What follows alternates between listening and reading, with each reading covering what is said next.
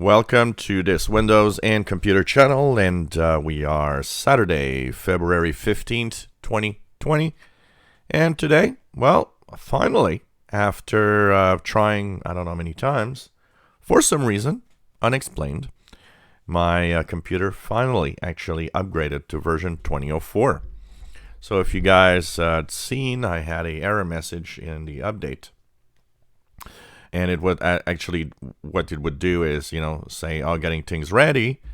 And then it would actually go to an error message without downloading anything. Well, finally, that now has actually worked. So here it says, congratulations, you've just installed the newest feature update. So basically, this is, and it's telling you, it's the official version 2004. So, of course, if you look, I look at the update history, feature update, Windows 10 Insider Preview 10.0.19041.21 is what I've got.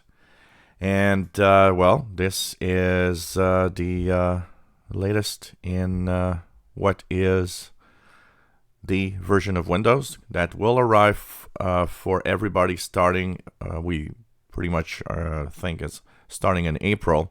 But there are some rumors that what's going to happen is that there's going to be a release of a for the seekers, as they call.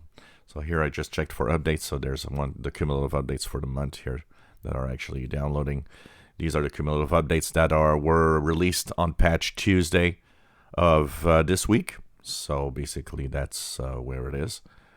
And, well, I'm, of course, been using it for a few hours now. I seem to have no problem. I had to readjust a few things, but that's always the case with, like, insider builds and stuff. But seems to be working well.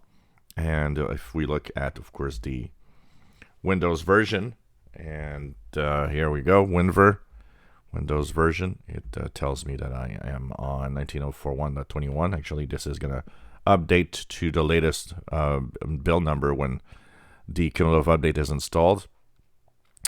And I'm at version 2004. So it's official.